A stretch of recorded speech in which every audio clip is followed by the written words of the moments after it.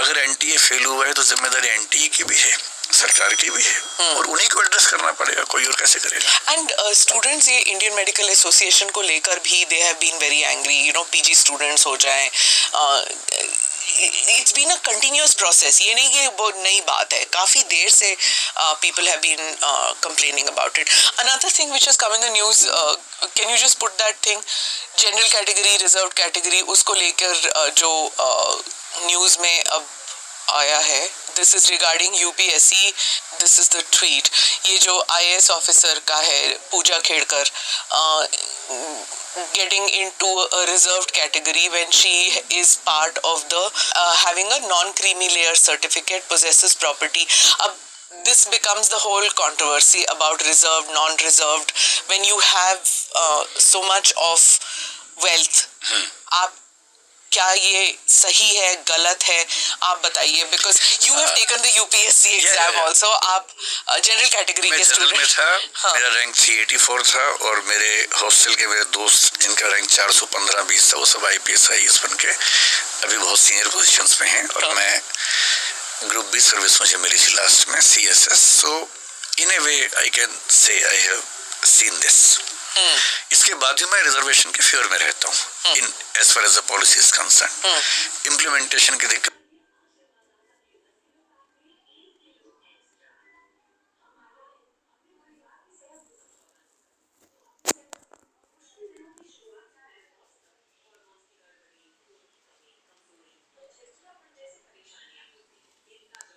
बहुत सारी, जैसे कि ये मैं बहुत ध्यान से पढ़ नहीं पा रहा हूँ, लेकिन मैं समझ पा रहा हूँ आप क्या कहना चाह रही हैं। देखिए, reservation as a policy has to be there on caste की इकोनॉमिक बेसिस पे। इस पे भी डिबेट होता है, व्हाट डू यू फेवर? इस पे हम लोग कई घंटे बात कर सकते हैं, क्योंकि बहुत लंबा टॉपिक है जी। और मुझे नहीं पता कि कितनी मर्यादाएं हैं, हमें कहाँ तक बात करनी है इस टॉपिक पे। आप जो मर्जी कहना चाहेंगे यहाँ पर। देखिए, रिजर्वेशन कास्ट पे भी होना जरूरी है, इकोनॉमिक क्राइटेरिया कुछ एक्सटेंट तक उसमें हो तो अच्छा है, लेकिन ये बात सही है कि रिजर्वेशन सिस्टम जो हमने रखा है पिछले कई सालों में, उसमें लूप होल्स बहुत ज्यादा है, जैसे कि ये मामला आप बता रही हैं। मैं आपको कुछ एग्जांपल देके समझाता हूँ। इस पे अप्लाई हुआ या नहीं मुझे नहीं पता, पर आप समझ पाएंगे कि क्या मसले हैं, और मैं यूपीएससी को ध्यान रख के बात करता हूँ जी। SC ST कैटेगरी में रिजर्वेशन मिलता है, उसमें क्रीमी लेयर नहीं है।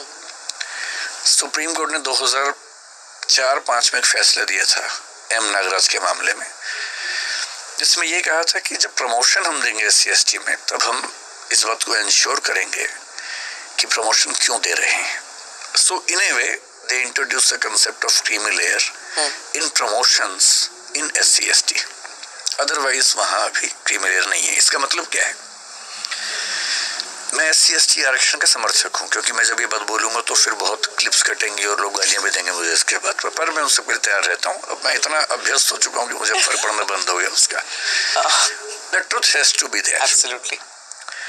मैं एक ऐसी फैमिली को जानता हूँ पर्सनली जी, जिसमें फादर IAS थे, मदर भी एक बहुत बड़ी पोजीशन पर थी, 3 बच्चे, तीनों सिविल सर्वेंट्स हैं, या IAS हैं या IPS हैं, उनके स्पाउसेस भी IAS IPS हैं। हाँ, कन्वीनियंट। अब मैं ये नहीं समझ पा रहा कि इस फैमिली को, अगली जनरेशन को SC ST का रिजर्वेशन क्यों मिलना चाहिए, मैं नहीं समझ सकता। इनको मैं हमेशा कहती थी ये जेनेटिक सिविल सर्वेंट्स होते हैं। हो सकता है, मतलब यहाँ तक कि जो हमारे कुछ दोस्त SC ST रिजर्वेशन के बहुत समर्थक हैं भी, बहुत पॉपुलर लोग हैं, अच्छे चिंतक हैं, जब बंद कमरे में मेरी उनसे बात होती है और मैं उनसे पूछता हूँ कि यार मुझे आर्गुमेंट दो, अगर आपके आर्गुमेंट में दम है तो मैं मान लूंगा, मुझे कोई दिक्कत नहीं है। क्योंकि पब्लिक डोमेन में आर्गुमेंट ये चलता है कि कई हजार साल का पिछड़ापन है, कई पीढ़ियां लगेंगी बराबर करने में। तो मैंने उनसे पूछा, मैंने कहा देश में 8% करीब STs हैं, 16% SCs हैं। 8% का मोटा मोटा मतलब होता है लगभग आप मान लीजिए 11 करोड़ के आसपास, और 22 करोड़ SC हैं, 33 करोड़ की आबादी है। सरकारी नौकरियां साल भर में कितनी निकलती होंगी? मेरे ख्याल से सब भी, मतलब पूरे देश की सारी नौकरी मिलाएंगे तो भी शायद 2 करोड़ के आसपास होंगी, सब नौकरियां मिला के भी। इनमें से SC ST की जो भागीदारी है, अगर हम 24% मान लें दोनों मिला के, वैसे तो 22.5% अभी है, तो भी ये 40-45 लाख होगी मैक्सिमम। इस 45 लाख में 33 करोड़ में से कौन लोग आए कौन ना आए, ये हमें सोचना होगा। जब हम रिजर्वेशन दे रहे हैं तो साइंटिफिक होना चाहिए, लॉजिकल होना चाहिए। एक फैमिली जिसमें IAS कुछ लोग बन चुके हैं, अगली पीढ़ी में बन चुके हैं, उसकी अगली पीढ़ी को भी IAS का आरक्षण मिले, क्या इससे अच्छा ये नहीं है कि उसी समाज के वो लोग जो दूर गांव में हैं, स्कूल नहीं मिला जिनको, बड़ी मुश्किल से पढ़े, उनको फायदा मिले। हम एक कम्युनिटी को सेंटर में लाना चाहते हैं, एक कम्युनिटी को अपलिफ्ट करना चाहते हैं, मेन स्ट्रीम में लाना चाहते हैं, या उसके कुछ परिवारों को बार बार पावर देना चाहते हैं। पर एक एलिटिज्म है। जैसे हिंदू समाज में पहले था कि भाई कुछ वर्ण या जातियां सेंटर में हैं, बाकियों को पीछे रखा गया तो उनको आरक्षण दो। अब उन समुदायों में कुछ परिवार ऐसे हो गए हैं, वो एलिट्स हैं, और वो एलिट्स कभी नहीं चाहेंगे कि आरक्षणों के हाथ से निकले, तो उन्होंने अपनी पूरी कम्युनिटी को फील भी करवा दिया, समझा भी दिया कि ये आरक्षण छीनना चाहते हैं। जबकि सच ये है, मैं तो बहुत मुख्य तरीके से बात कहता हूँ कि SC ST में भी क्लासिफिकेशन होना चाहिए जैसे OBC में होता है। अभी सुप्रीम कोर्ट में शायद कोई फैसला ऐसा है, या आपने शायद सुना होगा कि एक कमीशन है, रोहिणी कमीशन, उसकी रिपोर्ट सबमिट हुई है अभी हाल ही में, अभी आई नहीं है सामने पब्लिक डोमेन में। मेरा ख्याल है कि रोहिणी कमीशन की रिपोर्ट आने के बाद सब क्लासिफिकेशन इन SC ST, जो कि सुप्रीम कोर्ट ने खारिज किया है कई मामलों में, सरकार शायद उसको लाएगी। इस तीसरे टर्म में मेरे ख्याल से सरकार का इरादा ये होगा, आरक्षण कम तो कर नहीं सकते हैं, सोचना भी मेरे ख्याल संभव नहीं होगा, शायद जरूरत भी नहीं है उसकी, पर आरक्षण रैशनलाइज हो, उसमें रीजनेबिलिटी हो, ये जरूरी है और ये होगा। अब ये जो केस आप बता रही हैं, ये OBC आरक्षण का है। OBC और EWS के आरक्षण में कितने बारीक पेच हैं, अगर आप सुनेंगे तो आप दंग रह जाएंगे। इस देश में EWS का आरक्षण कोई भी ले सकता है, आप भी ले सकती हैं, मैं भी ले सकता हूँ। OBC में क्या पेच है कि OBC में एक क्रीमी लेयर का कंसेप्ट है, इंदिरा साहनी के इस 90C में जजमेंट आया था, उसमें इंट्रोड्यूस हुआ था। अब नियम ये है कि अगर आप OBC से हैं पर क्रीमी लेयर में, तो you will be treated as general. इससे बचना होता है। मैं ऐसे कुछ होता है, हाँ सही बात है। देखिए इतना डिफरेंस है। If you are in general category, you have to be in first 75 ranks to be IAS.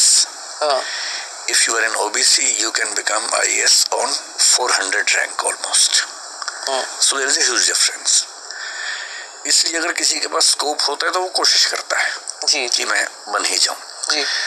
मैं पिछले 25 साल में केवल एक ऐसे दोस्त को जानता हूं जो OBC में था और उसने OBC आरक्षण लेने से मना कर दिया।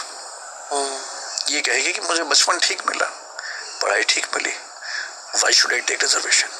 ऐसे भी लोग हैं। जैसे एक रूल ये है कि अगर आपके फादर या मदर क्लास 1 जॉब में है तो आप OBC नहीं हो सकते, you get into creamy layer.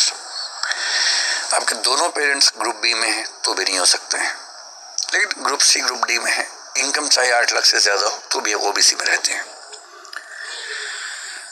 अब सरकारी नौकरी वालों ने मेरे ख्याल से खेल खेला होगा कि भाई उनकी इनकम ज्यादा है, उनके बच्चे OBC में क्यों ना आए, तो एक नियम बनाया गया कि जो B और C कैटेगरीज में है, C और D में, उनके बच्चों को हम OBC में रखेंगे चाहे इनकम ज्यादा हो जाए। 8 लाख की लिमिट